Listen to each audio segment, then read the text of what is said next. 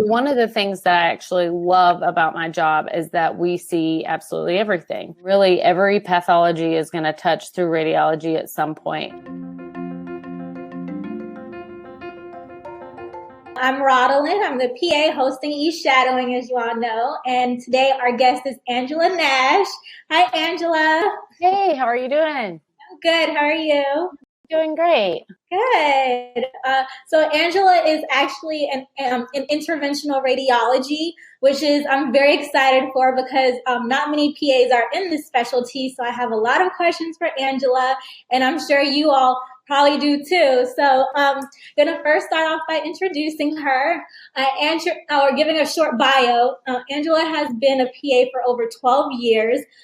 She did her undergrad at University of North Carolina? Yeah, North Carolina State University. North Carolina State, yes.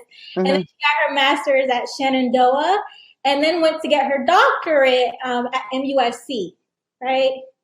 Yeah. And she's done over 10 years in interventional radiology and 2 years in pain management. So thank you, Angela, for coming on. We're so grateful to have you and can't wait to learn from your expertise. Excellent. Thank you for having me. No problem. So can you tell us about interventional radiology and actually first how you got to the PA career and then interventional radiology? Yeah, sure.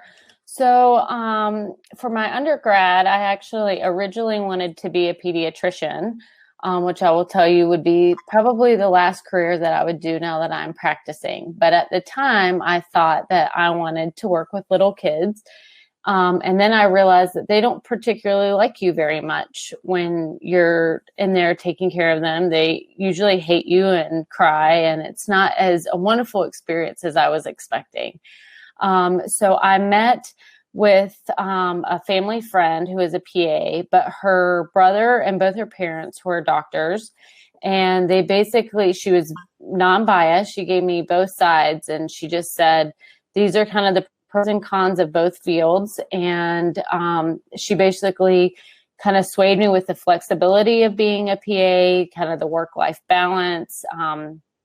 When I was looking in PA school, PAs didn't really work a lot of weekends or call, which is changing now. But at the time, it was very appealing to be able to have a family, be able to have that work-life balance, be able to put food on the table, support yourself, have all the means that you need, but also have a life on the outside, and also be able to switch specialties, which I've actually stayed in the same specialty, but in general, it is PAs usually switch and have throughout their career to different specialties. And we have a lot of people that come from surgery and stuff, and those skill sets can translate into other fields.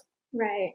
Right. Okay. So what about interventional radiology? Because that's such an interesting specialty, and I feel like it's highly skilled and specialized. You have to know specifically so much just for that and all the procedures you have to know and do. Can you tell us how you decided or why you decided to get into that specialty? Sure. I will tell you it's partially by luck because I did not know much about interventional radiology. It's not one of your skill sets that you're taught in school. And I recommend that if you guys go to PA school, that during PA school and after you get involved in your local chapters, because I went to a monthly meeting with a local chapter, and one of my fellow PAs stood up and said, "Hey, we're hiring an interventional radiology." And so I was like, well, that's interesting. I'm going to go check that out. And I will tell you that we usually do not allow for new grads. Because we do want people to have experience. However, I was a new grad, and I basically went in and was like, I really want this job and I'm willing to learn. And so I got really lucky, and right out of school, got a job in interventional radiology. Originally, my practice up in DC that I worked with, we worked more with clinical. But in general, I'll speak to more so what I do now.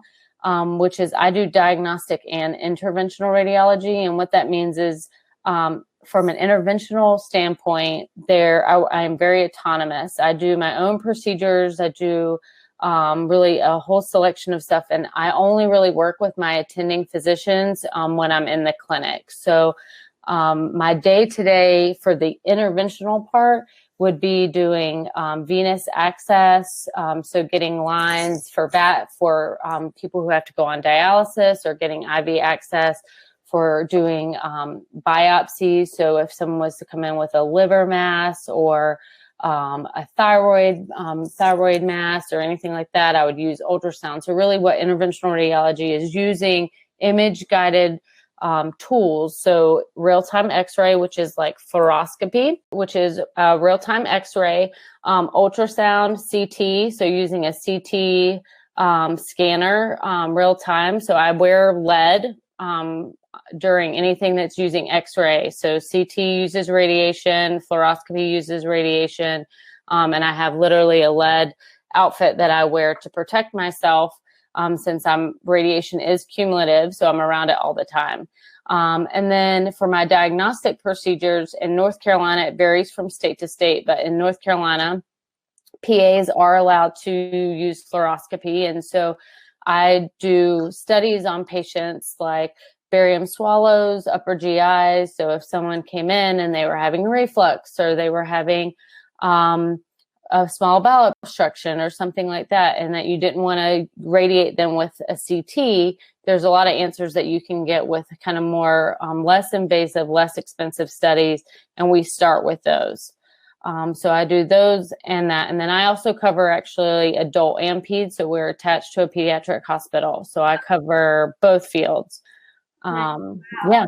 That's amazing that you're learning and knowing the adult anatomy and kids. So, and especially for radiology. My next question is, how were you able to master reading X-rays, CTs? What books do you recommend for when we get to PA school? What did you do to get all that down? Because I mean, X-rays are fine, but getting CTs, I'm just like, what am I looking at? Like, we rely on radiologists so much. Yes, you do. I will tell you that the key to really anything as far as any diagnostic stuff is seeing what is normal. So really getting in there and doing a lot of, books are only going to do so much, but if you could ever get in where you're at, which is extremely boring to watch diagnostic radiologists do their thing, but it is going to be very helpful because everything's in 3-dimension. And so learning, what are they looking at? How does the anatomy, learning your anatomy is very, very, very important for interventional radiology. That is a must through PA school. Get your netters out, get your, and look at your anatomy, make sure that you understand where vasculature is, where the organs are, and all that stuff, because that really can help you break down pathologies and, as we'll talk about later, potential side effects to a procedure that you may cause. But if you know what arteries are around, what vessels are around, what organs, all those things, what are my potential blocks that I may or may not hit when I'm using a needle? And those are important. Okay. And Angela, what are some common cases or patients that you see, like patient population that you see, or diseases? Yeah. So one of the things that I actually love about my job is that we see absolutely everything. Really, every pathology is going to touch through radiology at some point. As far as doing procedures and stuff, on the majority of the day, I'm really seeing a lot of GI patients for the diagnostic aspect. As far as outpatient, inpatient, we're doing a lot of studies where we're checking people post-surgical. So if they had a surgery where they had cancer and they had to have some of their stomach removed, then they would come and do a study with us where I would give them some contrast and make sure that the stomach lining or the surgical lining, which is the anastomosis, where the two pieces have come back together, to make sure that there's not a hole in that area and that there's no contrast leaking out, to make sure that that area is healing. And then as far as doing the IR stuff, tell me your question again. I'm sorry. It's okay. What was I saying? I asked about, I did this to you. I'm sorry. It's okay. It's okay. I remember now. Talking about the different pathologies. Yeah. Oh, yeah. Yes. So, yeah, the most common diseases or the patient population that you typically see. Right. And then as far as for the IR stuff, we see everybody. So kidney patients, we put nephrostomy tubes in. So if you've ever heard of someone having a kidney stone, if they can't pass it, we'll put a tube in their kidney so that urine can be used as an outlet. Since urine can't get down the ureter into the bladder, we give them something alternative to buy them time to surgery, something like that. We see a lot in our clinic patients with PAD, which is what we'll talk later, and that's peripheral arterial disease. So people who smoke, have high blood pressure, high cholesterol, they're literally north into the whole Southeast. We have a lot of people there that still come in and they have claudication, which means when they walk, they have pain in their legs, and that's from not having good blood supply to their legs. And sometimes you hear about diabetes or peripheral neuropathy, and they can get sores on their foot. And what happens is we see a lot of them because they have a sore on their foot, and then they need us to open up and use a balloon or a stent to open up the blood flow to their feet. So really a lot of vascular stuff, a lot, we're a profession of tubes. We put a lot of tubes everywhere, tubes in your neck, tubes in your vein, tubes in your artery. So lots of catheter work for the IR side of things. Okay. Do you also work with the vascular surgeon or interventional cardiologist? So really that varies depending on the practice that you're with. In my first IR job, we had basically a sister relationship with the cardiac team. And so the cardiac cath lab was almost connected to our interventional suite. But here in Charlotte, there really is it's not a competition per se, but they do provide some similar services to us. And you will find that throughout your career that there are different lines of professions that they sometimes do the same procedures. And it's not necessarily that one way is better than the other, although for each profession, we always make the argument that our way is better. But we don't per se really work with them. The only time that we work with vascular surgery now is if it's something that actually needs like a surgical bypass, something that can't be done with a minimally invasive, which is by definition what interventional radiology is doing minimally invasive work, or something that is so small that they don't have the tools to be able to handle something in the smaller vessel, say below the knee. Okay, thank you for that. Mm-hmm. So just going to answer some of their questions before we go into the case study, and then we'll answer any remaining questions after. Okay. So someone asked, how has COVID affected your practice? Because I know early on, a lot of hospitals, including the one I worked at, they were just doing, they stopped all elective surgeries and procedures. So how is it now? That's a great question. Back in March, when all of this was really new, we did stop all of our elective procedures. So currently I am 95% in the hospital. I also worked and did treated veins in our vein and vascular clinic. And those procedures definitely were put to a halt because they were not, it's not an emergency to get your veins treated. Right. But in the hospital, if there had to be an urgent or emergent indication for those procedures, and really what we're looking at here is just exposure time, exposure to the staff, exposure to the person performing the procedure. And also what we're looking at is something called, is it aerosolizing? So some of the procedures that we do are not considered an aerosolizing procedure, like doing something like a lumbar puncture on a patient, because they're not really doing any increased breathing. But I'm sure that you've heard that one of the things that people are having from COVID is strokes, and our team is part of the stroke team. So we go in and use a catheter, again, a tube that goes up to the brain and can roto-rooter and suck out the clot, or use a blood thinner to break down the clot to try to preserve brain function. But in order to do that, we need them to be asleep. So they're intubated. So as far as our stroke was concerned, those did not change because those are emergent cases. But anything that was elective, we really tried to keep that down. We very quickly found that we weren't getting hit like New York or Detroit or Chicago or Portland or any of those places where we had. So we were able to open up our elective procedures or open up our oncology cases. We see a lot of oncology patients here.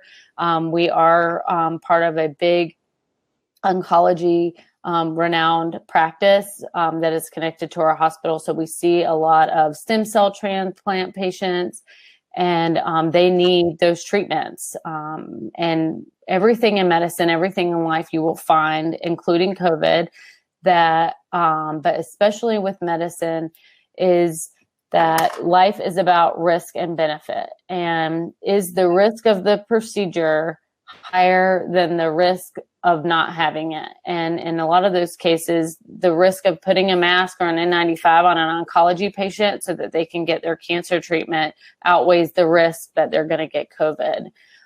So we have really returned back to baseline, I would say, from maybe June or July until maybe in the last month. And then in the last month, we had about maybe 10 COVID patients on our procedure schedule today. So now we're ramping up, and we're seeing more, so that instead of less cases, we're actually seeing more, just because we're seeing more COVID cases. Okay. Wow. Okay. So, say they come in, of course, like a possible stroke patient. What do you guys do as far as testing? You have to, of course, treat right away and then wait for the confirmed results, I'm guessing, right? Exactly. Okay. So they're automatically tested when they come in. All stroke patients are automatically tested. Okay. Yeah. And then anybody for an elective procedure, they have to be tested within 5 days before they're allowed to come in. Okay. And have the results back. If not, then they are rescheduled. And then for patients that are in the hospital, if they now we are differentiating between symptomatic and asymptomatic. So if they are symptomatic and we don't have their test results, then we would ask, is this an emergent or urgent case? And if not, then we would wait the 24 hours to get their results. If they're asymptomatic and they need it, same thing. If it's more of an urgent situation, then we'll just gown up and, I wear 2 masks, an N95, a regular mask. I wear something over my head, booties, and then 2 gowns. Okay, wow. It's very hot in there.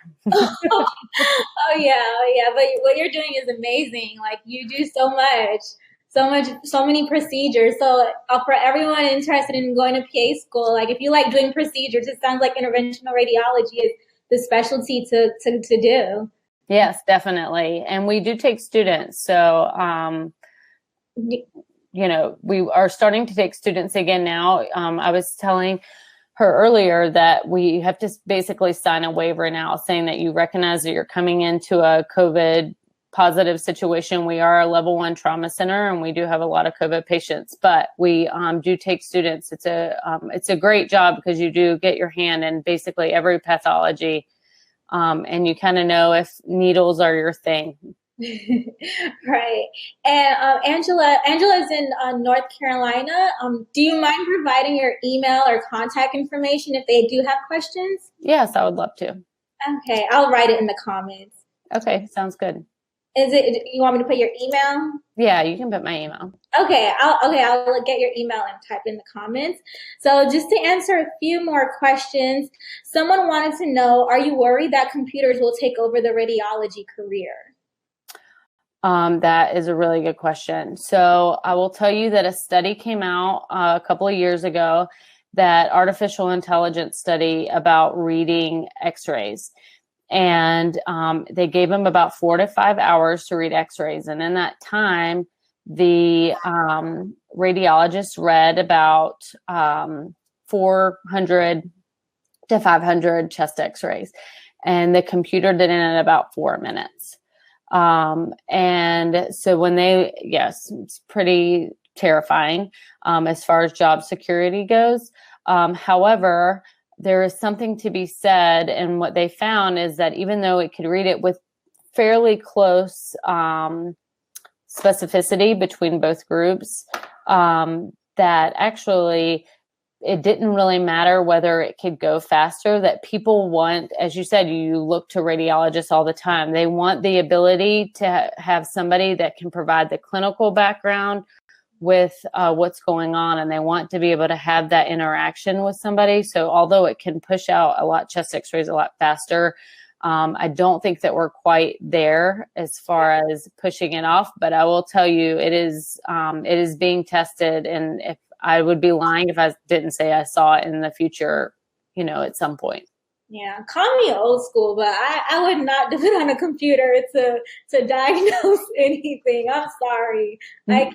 Like, I need the human eyes looking at it. We can confirm it with a computer, but computers make errors. I need somebody who knows, who had that education, who understands, who has the clinical background, like you said. I don't know. I wouldn't do it. But well, and a lot of times the computer just tells you a description. So they'll say, I see a hypoechoic linear or circular mass within segment 2. It's going to read like a stereo instruction book, like we all used to read way back in the day. And so it's not going to give you these are characteristics of this, or I've compared it to this, and this person has this type of cancer, and this doesn't look like that type of cancer. It's just going to give you descriptions. And so I think there is that component there. Also, the good component as far as interventional radiology is we're not going to see that because you actually need a person to run those procedures, not necessarily just reading a study online or on the system. Yeah. So I feel like computer would be good for assisting in reading and getting a better or clearer idea of what it could be. But I wouldn't just completely rely on a computer. And I hope it never turns out that way. Me too. I do too. I don't think that it would be the right route. I think it would definitely be detrimental to the patient. Exactly. So one more question before we get to the case studies. Someone wanted to know, what is your schedule like, I guess, as far as your work hours, if you're on call at all? Sure. I have a great schedule. I work maybe 1 to 2 weekends a year currently. Yeah, so it's not bad at all. I do not take call. I work different shifts, 7 to, and I will tell y'all this is not normal, but I work either 7 to 3:30, 7:30 to 4, 8 to 4:30, or 8:30 to 5. So also not a usual schedule for PAs that are hospital based. Now, when I am 5 o'clock, I usually do end up staying a little later. I either have nothing after 3 or I end up staying late because you do want to stay until the work's done. But another beauty of being a PA and also being in interventional radiology is very rarely are things an absolute emergency that you need to like run up and do that in my current role. Okay, wow. That's awesome. So it's been so good so far. So we're going to get into the case studies. So you all know how it works. We're going to have, if you want to get on the case or on the video, then to raise your hand and I'll select you. I usually just go by whoever raises their hand first or whoever I see first. And you have like holidays off as well? Yeah. So we all rotate. So we are a very large practice. We have over 100 radiologists and we have 28 PAs. But we have 26 PAs and 2 NPs. So we all rotate throughout that. So I'll usually work a holiday about every 2 to 3 years. Oh, wow.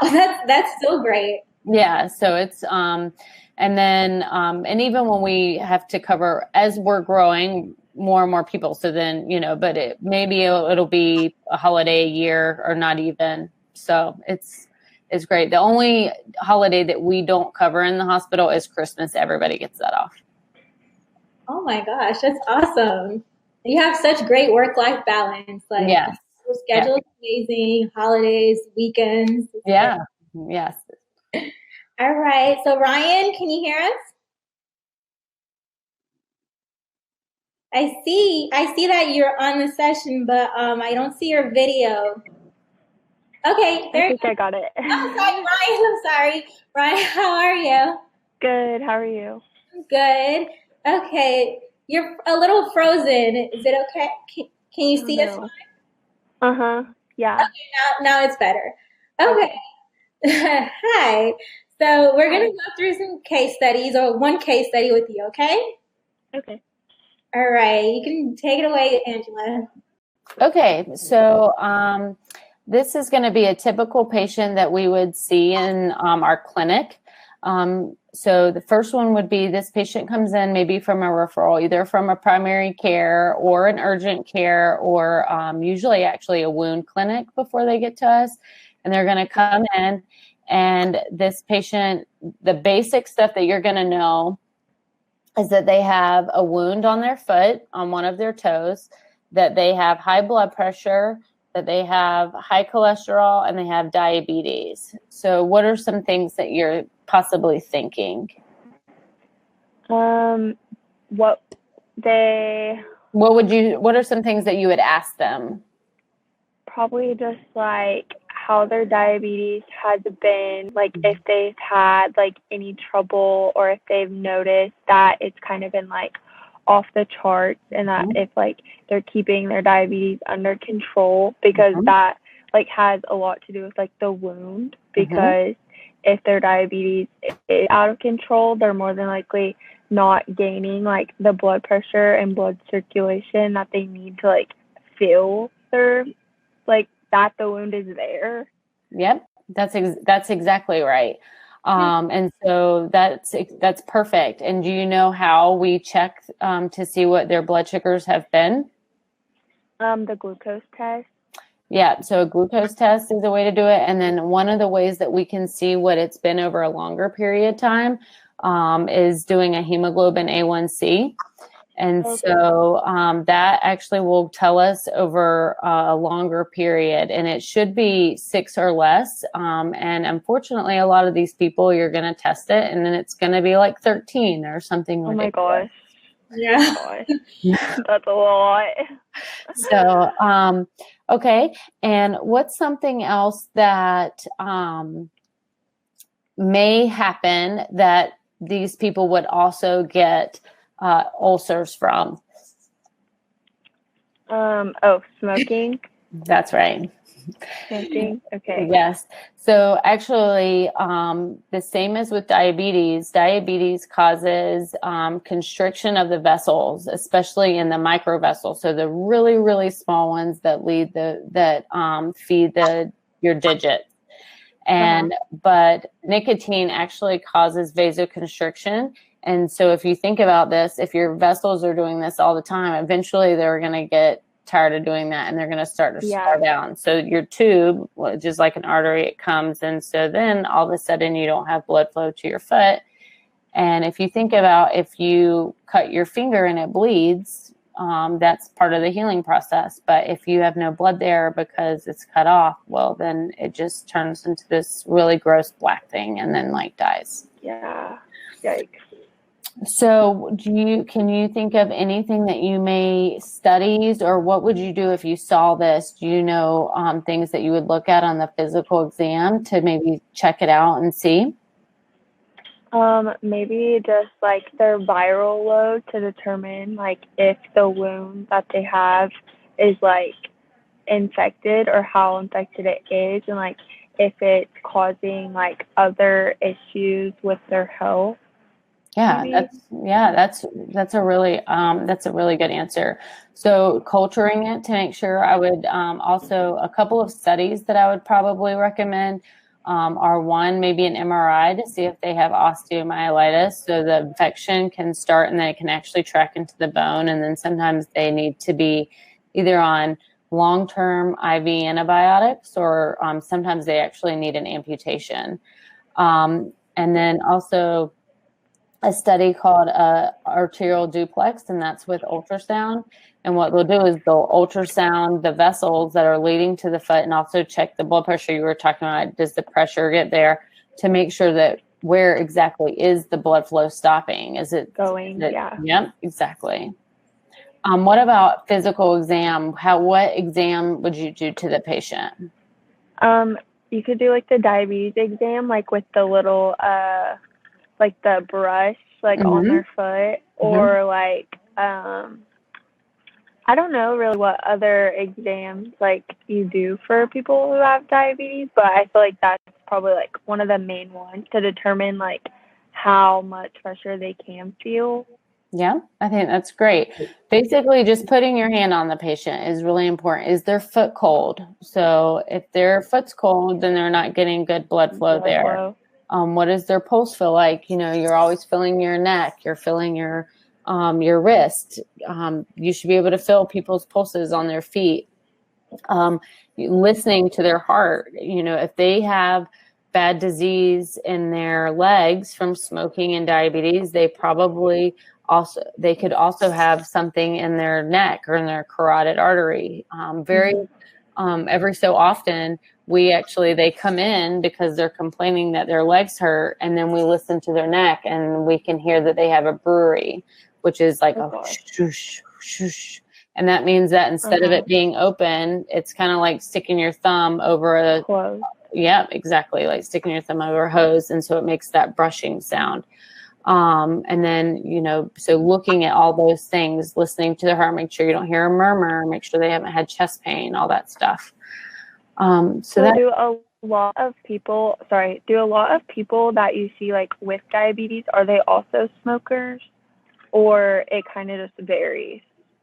Well, I live in North Carolina, so yes, but a lot of people in North Carolina still smoke, and we're or now vaping, and remember it's the nicotine that we're really seeing the issues with, but yes, they do smoke, or they have a history of smoking. You have to think that a lot of the people that are coming in now, the people that you're going to see that are in their 50s, 60s, 70s, even 80s, smoking was not abnormal when they were younger. So they may not currently be smoking, but they smoked previously. And so now we're getting the ramifications of that. Gotcha.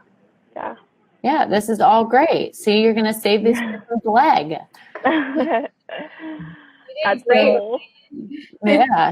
So basically the next step would be is if you went in and you couldn't feel pulses and the ultrasound showed that things weren't, that they didn't have good blood flow, we would take them to an angio suite. We would, one of the interventional radiologists would go in with a catheter, and then you hear just like people get in the chest where they get an angioplasty or get a stent when they have a heart attack. It's the exact same. They get that in their leg, and they basically use a balloon and try to open up that blood flow. And it's very successful. And sometimes you think someone's going to lose their foot, and just by opening the blood flow, it can turn that around and everything can heal. That's so good too, because like I would never just want to like go straight to being like, okay, you need an amputation, like because that's so devastating. Absolutely. And think about it, even if they do need an amputation, you need blood flow to heal. So sometimes it's been too long since they got to us, so we know that they're going to go in for an amputation, but we'll go ahead and treat them so that their stump from where they had their amputation will heal.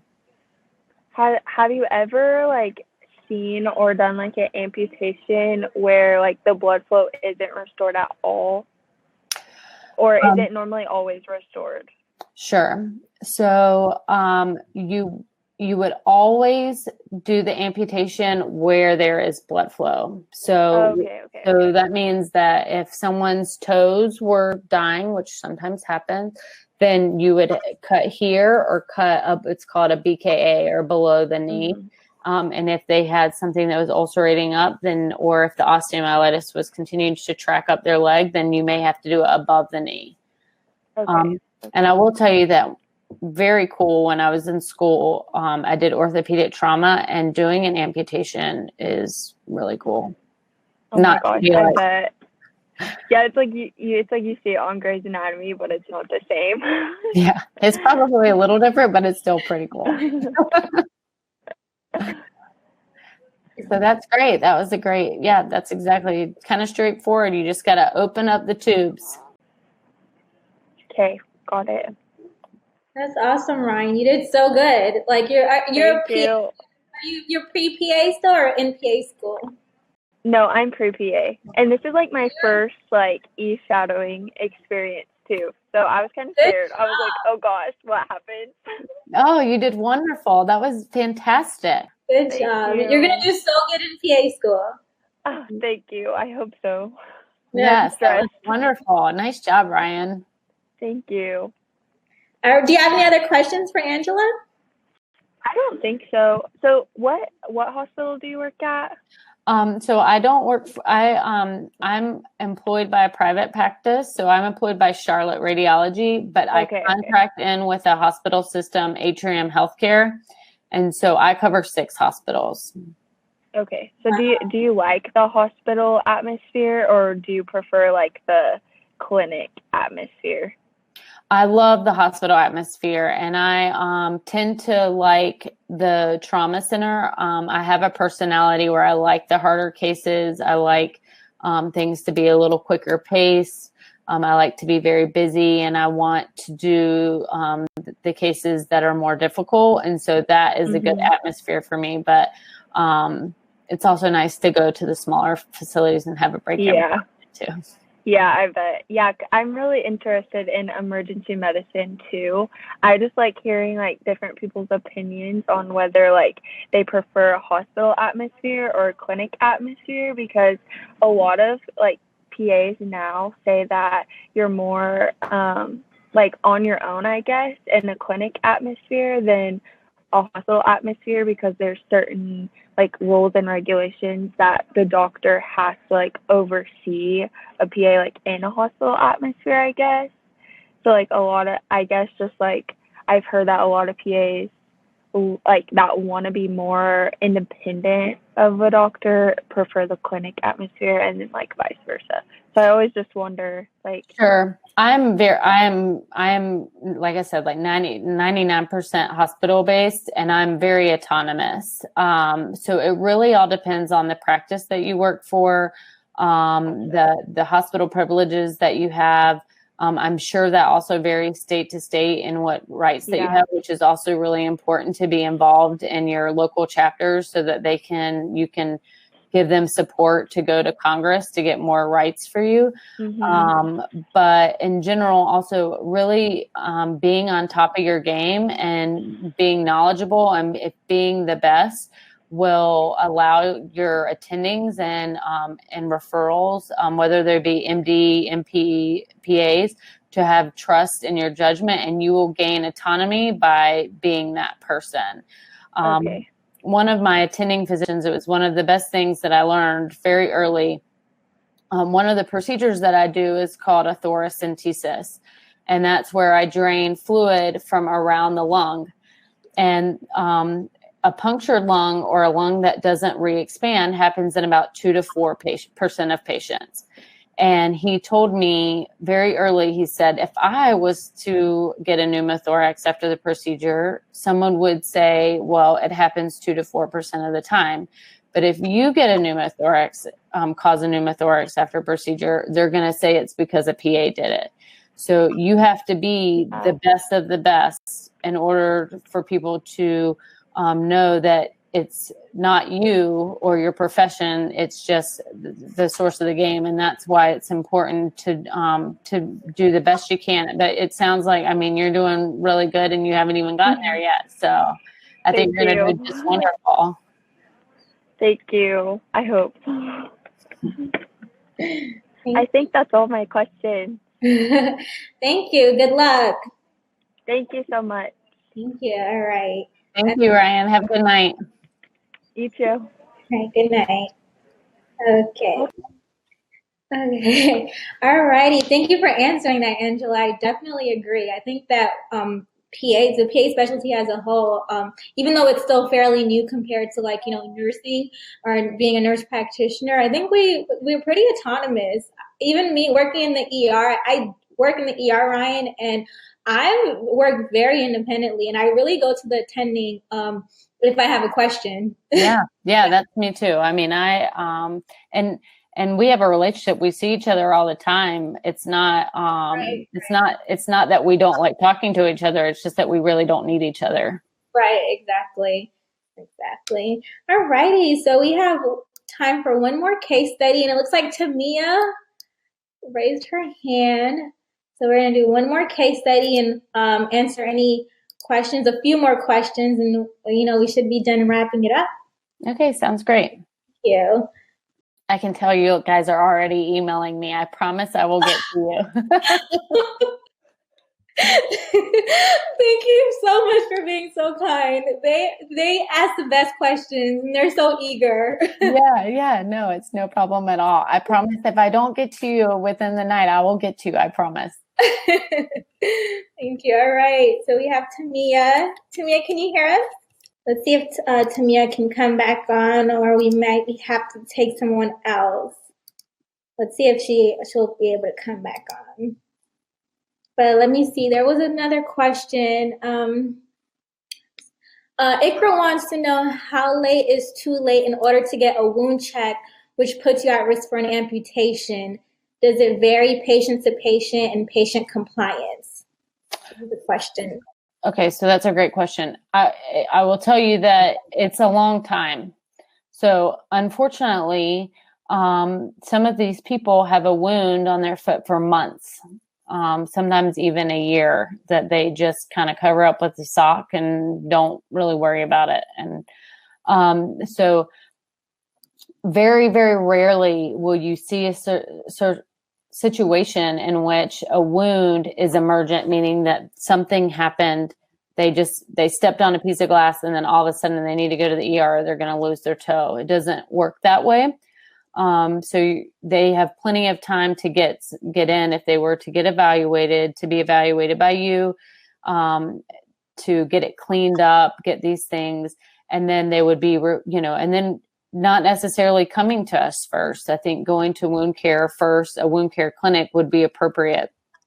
And then if they find that they aren't getting good blood supply or not being able to heal the wound, then they can send it to us. But the only time that really you would ever have an emergent situation, and wouldn't necessarily be an emergent amputation, but would be if a foot turned acutely cold, meaning it was warm and then all of a sudden it's starting to turn dusky gray or black, and you're actively watching that happen. And that means that there has been an acute clot in the artery, and that is an emergency. And so that's not necessarily a wound, but that's something where we would go in and we would use blood thinner or something called a lysis, where we would go in and try to clean out the artery. That is uncommon. Most of the time, this is a chronic, slow process where they've slowly had poor blood flow, and then they've needed intervention. Or actually, if they don't have a wound, you can actually put them on a walking program, and they will actually they will build collaterals to make up for that blood flow. If it's just claudication. So that's an option as well. Okay. Yeah, good question. Thank you for that.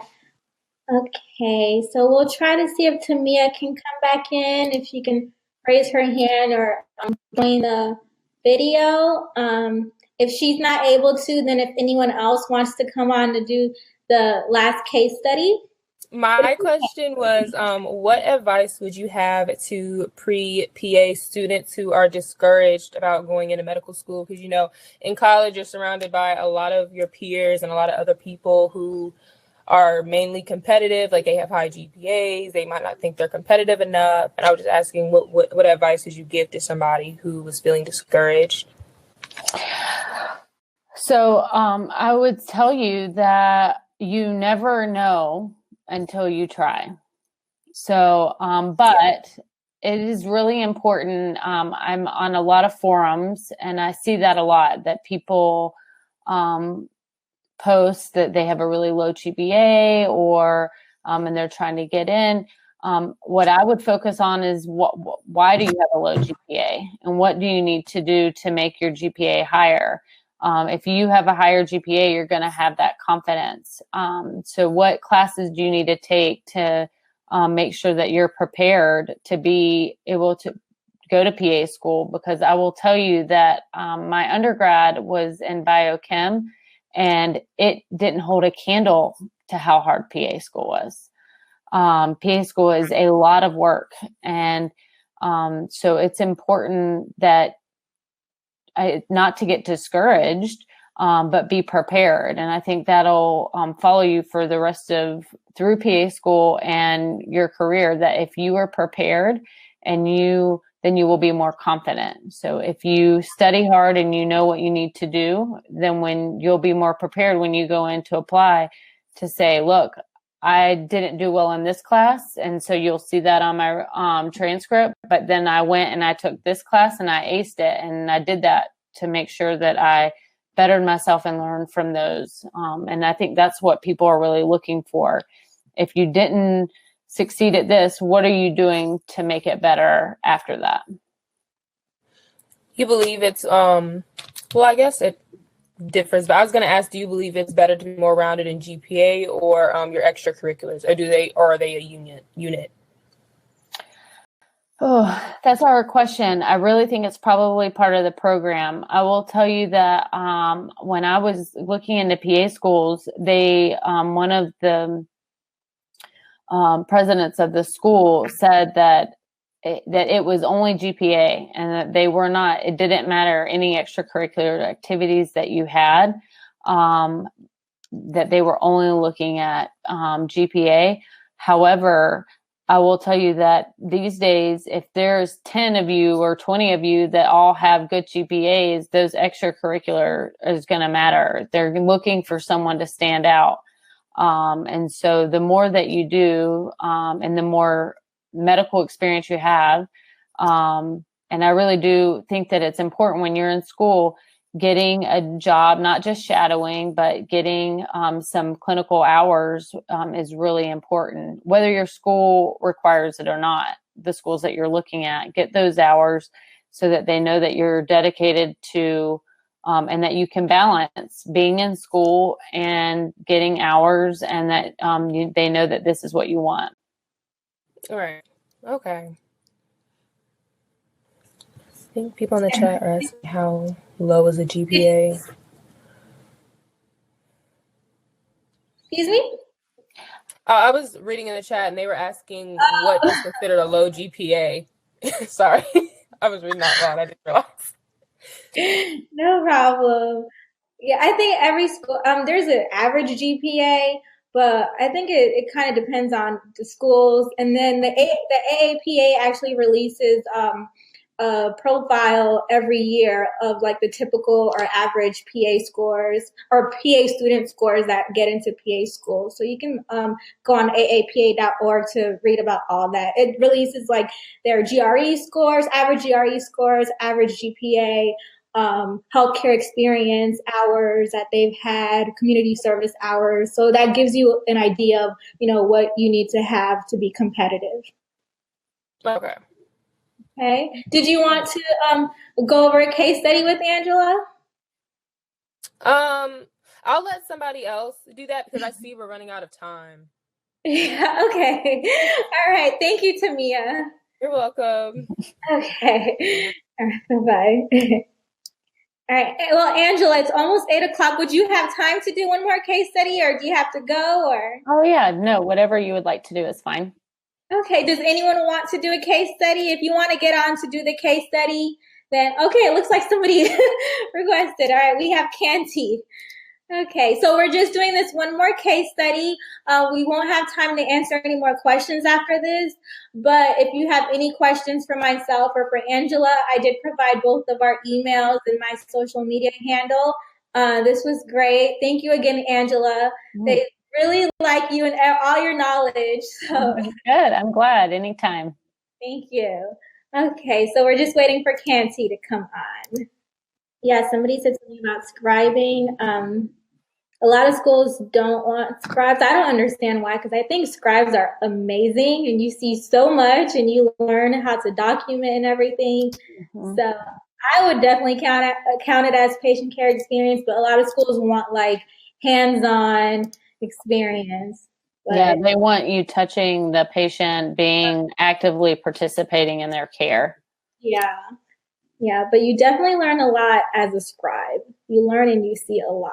Mm-hmm. Don't read my notes. But you don't have a scribe, right, Angela? No, we do everything through EMRs now. Okay. Yeah, good patient care is anything like we said where you're directly touching, interacting with the patient. So EMT, MA, CNA, yes, those are all good. Okay, so we got Venetia. Hello. Hi, how are you? Good. How are you? Wow, I can't believe I was picked. I'm so excited. No problem. Your video is off, or at least I don't see it. Let me. There Okay. you go. Yeah. Hello. Hi. Is it Venetia or Vanessa. Vanessa? Okay, thank you. All righty, nice to have you. Thanks for having me. Of course. So we're gonna let Angela walk you through the case study, okay? Okay. So the next case study that we're going to do is actually going to be about procedure based. So I'm doing a bone marrow biopsy on a patient with leukemia.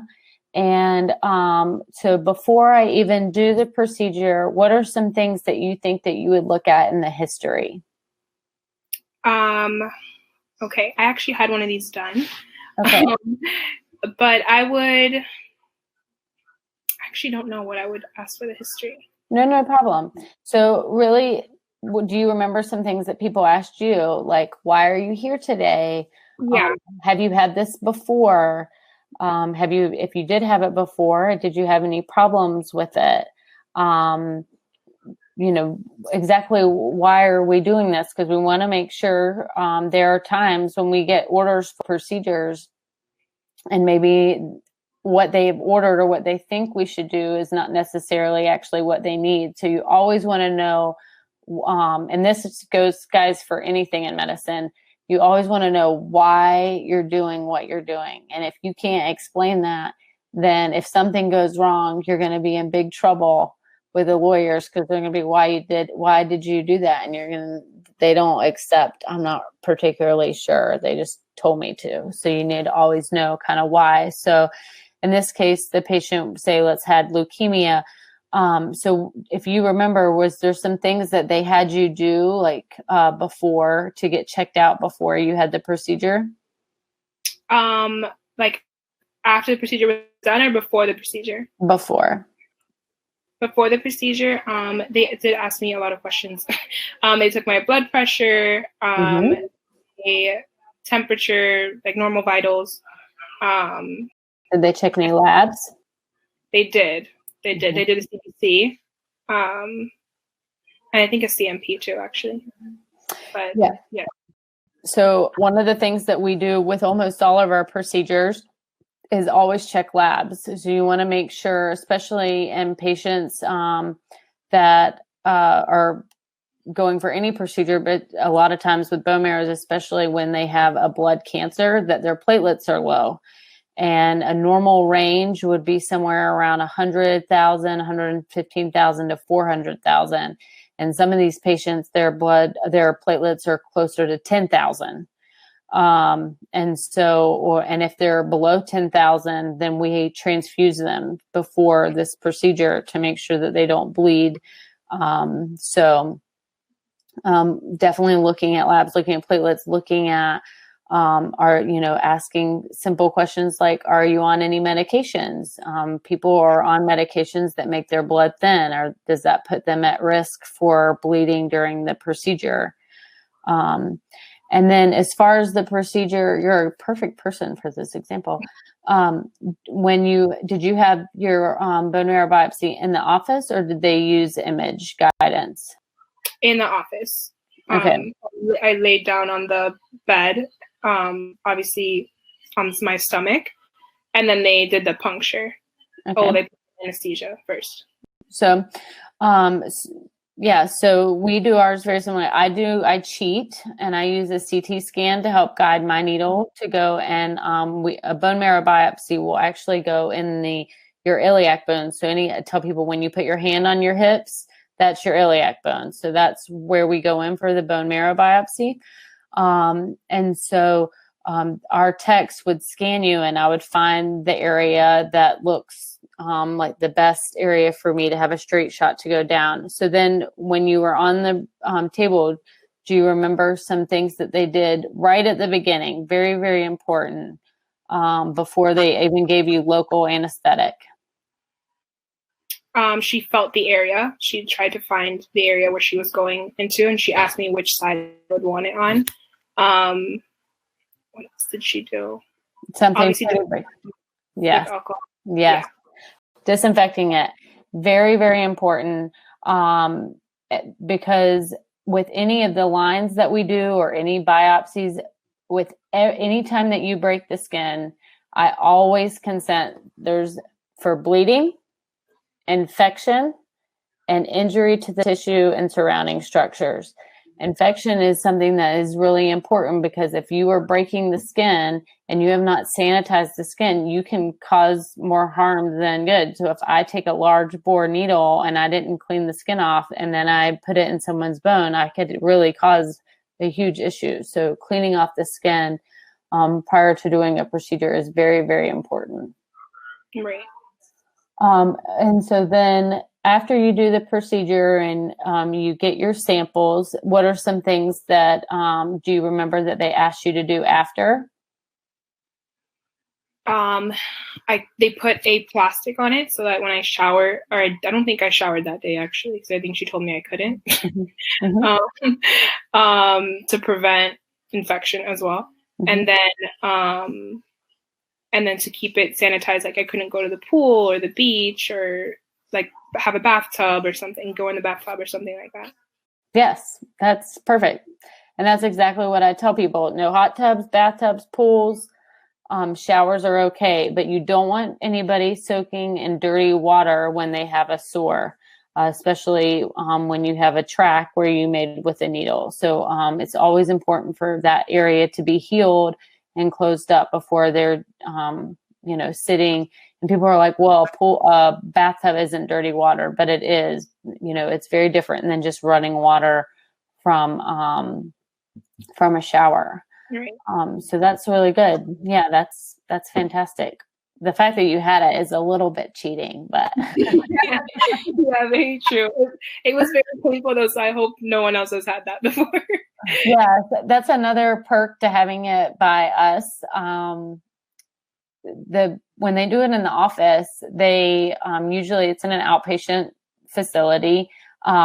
Versus when we do it in the hospital, we sedate you or give you some type of medication to help make you comfortable, which is the beauty of being in a hospital. Additionally, when you have a bone marrow biopsy, just in this particular case, they are just doing it by feel.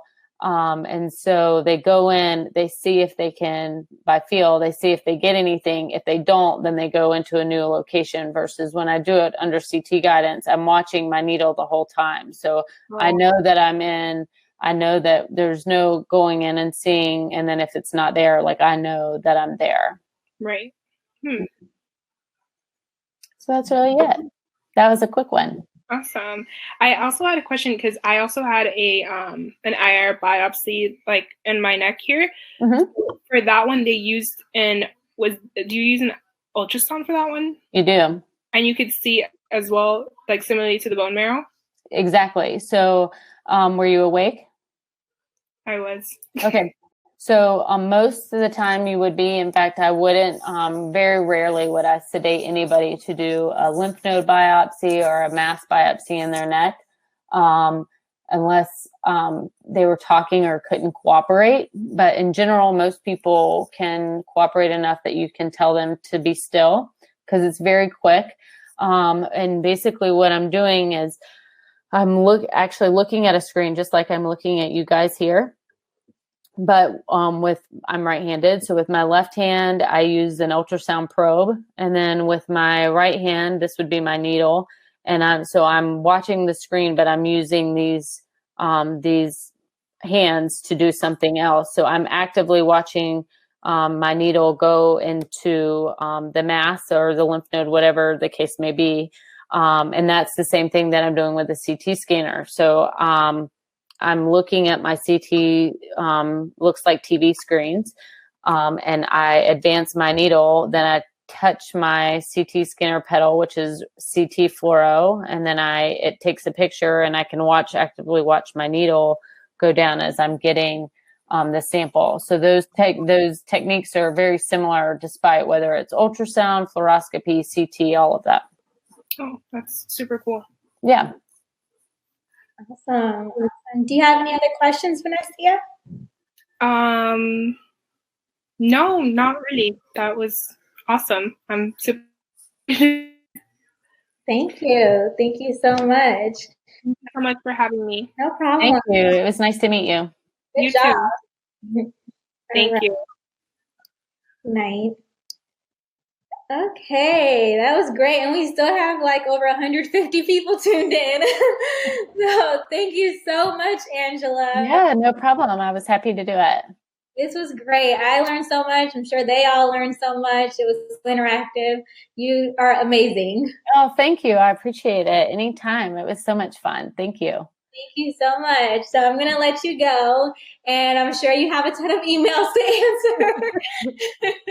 It's okay. It's okay. I'll get to you guys. Thank you. All right, guys. So see you guys next Monday. Thank you again, Angela. Have a good night. Bye. Thank you, everyone. Have a great night. Good night.